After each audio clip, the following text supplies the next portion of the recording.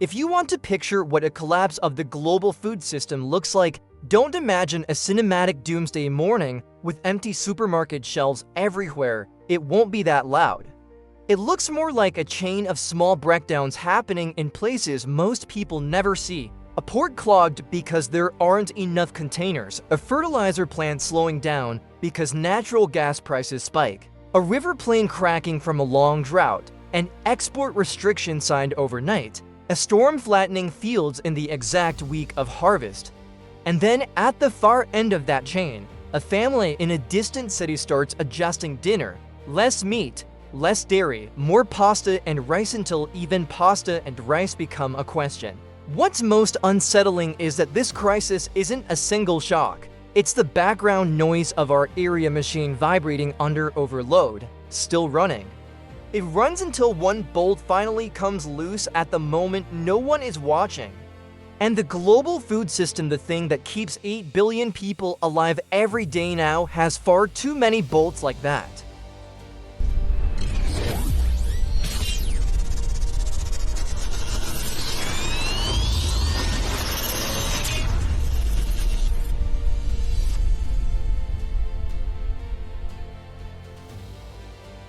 Start with an ordinary scene. A procurement manager for a supermarket chain in Europe sits in front of a screen, watching numbers shift. Wheat inches up a few percent, but freight contracts jump far more.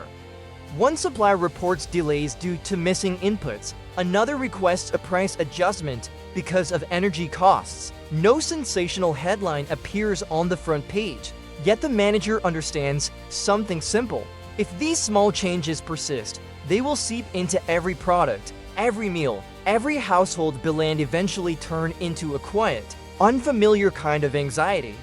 In the United States and Europe, where abundance is taken for granted, food insecurity rarely shows up as outright hunger. It shows up as higher prices, fewer choices, shrinking packages, tighter family budgets, and a slow-burning anger that spills into politics. To understand why, we have to see the system for what it really is: a highly complex global network optimized for cheapness, speed, and efficiency, and therefore built with very little slack.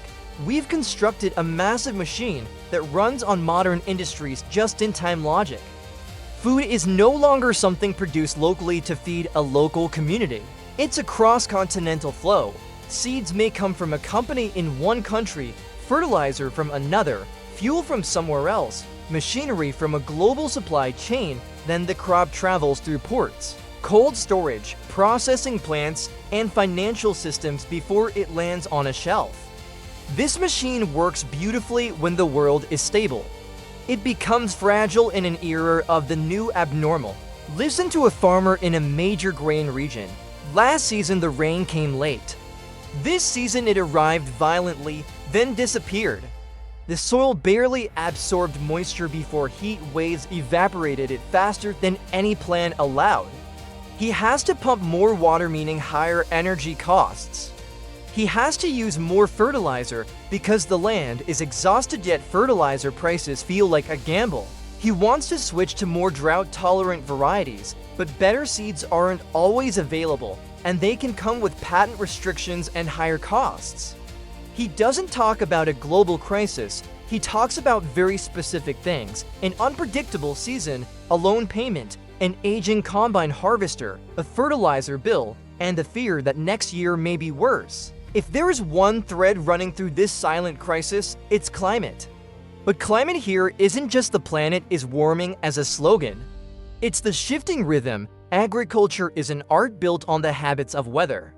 When those habits break, everything else begins to tremble. Drought doesn't only cut yields, it lowers quality. Extreme rain doesn't only flood fields, it strips away topsoil, washes out nutrients, wrecks planting calendars, and creates the perfect conditions for pests and disease. Heat doesn't only wilt crops, it reduces productivity even when plants survive because photosynthesis hits limits, and these shocks are no longer rare. In many places they are becoming normal, making global harvests look like a jagged line harder to predict while human demand stays steady and keeps rising. Climate is only one spear. The food system is also sitting on long cracked foundations: soil, water, and biodiversity. Farmland isn't infinite, and fertile soil isn't something you can manufacture quickly. It is the slow outcome of centuries, sometimes millennia of organic matter, microbes, and structure accumulating. When industrial farming pushes soil beyond its limits, when monocultures drain balance year after year, when chemicals and erosion weaken the living ecosystem underground, you can still harvest for a while, but it's like withdrawing money from an account whose principal is shrinking. Water follows a similar story. In many regions, farming depends on groundwater pumped faster than it naturally refills. Imagine a city built on a giant underground reservoir. Every season, that reservoir drops a little lower. There's no single moment when it suddenly runs dry. There's just a day when pumping costs explode, wells deepen, land subsides, and water becomes something to fight over. Then there's a factor that sounds abstract, but is brutally practical: energy. Modern food is energy you can eat. Energy is embedded in fertilizer, pesticides, tractors, shipping, cold storage, processing, and packaging. When energy becomes expensive or unstable, food doesn't just get pricier, the reliability of the supply chain itself starts to wobble. At times, the world doesn't lack grain in total quantity. It lacks the ability to move grain to the right place, at the right time, at the right cost. And that is exactly where food becomes geopolitical. Because food is not evenly distributed, the modern world depends heavily on a handful of massive bread baskets, a few key plains and farm belts, and a few vital shipping routes. When everything runs smoothly, specialization looks brilliant. The places that grow best grow the most. The places that process cheapest process the most. But when shocks hit, concentration turns into systemic risk. A single severe disaster in one or two regions or a disruption in one transport corridor can ripple worldwide. That creates a paradox. The world may have enough food in aggregate, yet dozens of countries can still face serious shortages because they depend on imports, because their currencies weaken, because freight costs rise, because contracts break, because exporting governments prioritize their own citizens first. And when a major exporter closes the door, even temporarily, others rarely stay calm. They see risk and begin to do the same. This pattern has repeated in modern history. Export restrictions meant to control domestic prices trigger panic in global markets. Prices jump, importing countries race to secure supply. Picture a large city in North Africa or the Middle East, where bread isn't merely food. It's the backbone of daily life. A mother goes to the market with a tight budget. When flour prices rise, she can't optimize her portfolio like a finance professional. She has to cut portions, switch to cheaper foods, or skip meals so her children can eat. If prices keep climbing, it becomes the story of the whole neighborhood. Then it becomes the story of the whole country. You can debate politics endlessly, but when stomachs are empty or when the fear of emptiness spreads, societies shift fast. Food is one of the most direct links between global systems and street-level mood. But food isn't only grain. The modern system also depends deeply on fertilizers and chemicals to keep yields high. And fertilizers, especially key components like nitrogen, phosphorus, and potassium, have their own fragility story. Nitrogen is tied closely to natural gas. Phosphorus and potassium are concentrated in a small number of mines and countries. When fertilizer chains are disrupted, yields don't collapse overnight. The impact often arrives 1 or 2 seasons later, like a shadow that lingers. Farmers may reduce application to save money, but crops respond. You can compensate with better soil management and smarter techniques, but that takes time, knowledge, and capital. Meanwhile, markets and lives do not wait. There is another layer that few people notice: the financialization of food. Once food becomes a global commodity, it is linked to futures markets, speculation, and capital seeking safe havens. In crises, money moves fast, and prices can swing beyond what the physical harvest actually justifies. For the consumer at the end of the chain, especially the poor, this feels like a storm they didn't create, don't understand, and cannot escape. For governments, social pressure forces action, often short-term measures that make long-term problems worse. That is the kind of spiral that heavily optimized systems fall into. If the global food system is a living body, the cold chain is its sophisticated circulatory system. A huge share of what we eat can't exist without refrigeration, meat, dairy, produce, seafood. If electricity becomes unreliable, if fuel spikes, if logistics slow down, food spoils quickly. And here, a modern paradox becomes obvious. The world can face hunger and massive food waste at the same time because food is lost in transit, in storage, in supermarkets, and in kitchens. Waste isn't just a moral issue.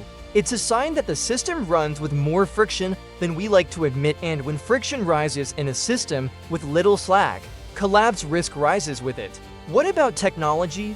People often say technology will save us. Drought-resistant seeds, precision agriculture, AI weather forecasting, harvest robots, controlled environment farming, cultured meat, alternative proteins. Many of these have real potential, and some already improve yields, but technology also has limits and costs. It needs capital, energy, supply chains, policy support, and time to scale. Meanwhile, climate shocks and geopolitical disruptions are happening now. Technology is like upgrading an immune system while you're already in the middle of an outbreak. You can't just say the future will be fine while the present is eroding the foundation. So why say on the edge of collapse? Because the most dangerous part isn't one cause it's overlap. Imagine stacked sheets of glass. One sheet is climate volatility. Another is depleted soil and water. Another is energy and fertilizer instability. Another is concentrated supply and transport corridors. Another is the political reflex of states under pressure. Another is financialization and market psychology. Each sheet can survive cracks. But when cracks align, even a moderate hit can shatter the whole stack. And when the food system shakes, the consequences do not stop at dinner. They touch everything. They keep inflation higher for longer because food is essential. They deepen inequality because poor households spend a larger share of income on eating. They fuel political extremism because societies search for scapegoats and simple promises for complex problems. They increase migration because when land and water can't sustain people, people move. They raise conflict risk because resource stress and social instability create new flashpoints.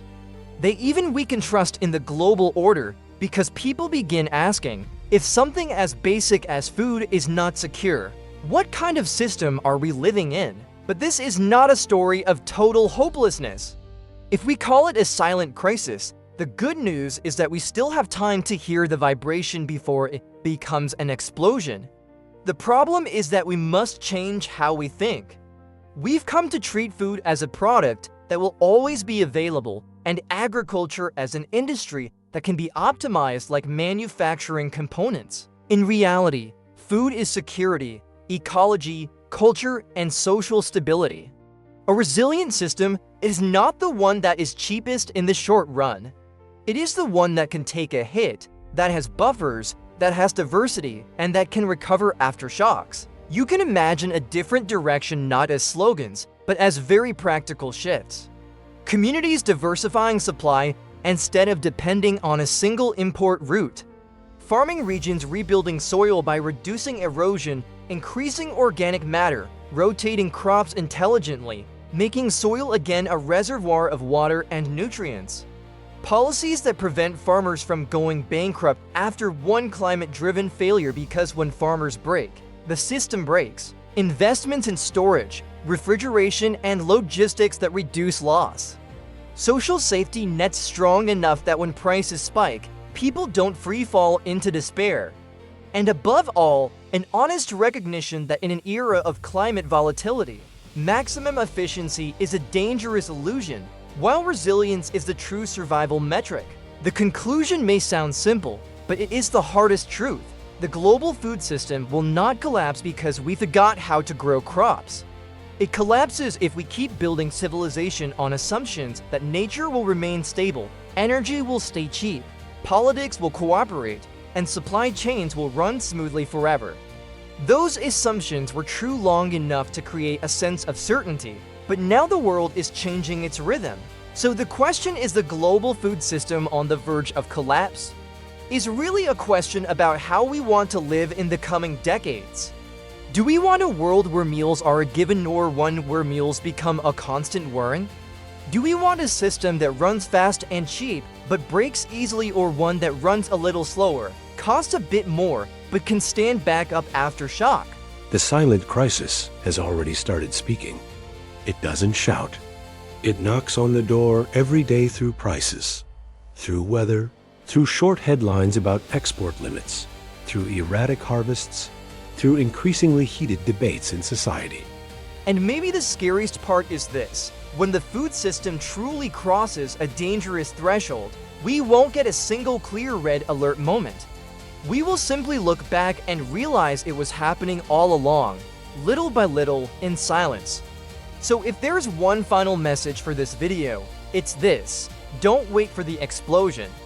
Listen for the cracking, because food doesn't just feed bodies. It feeds the stability of the entire world.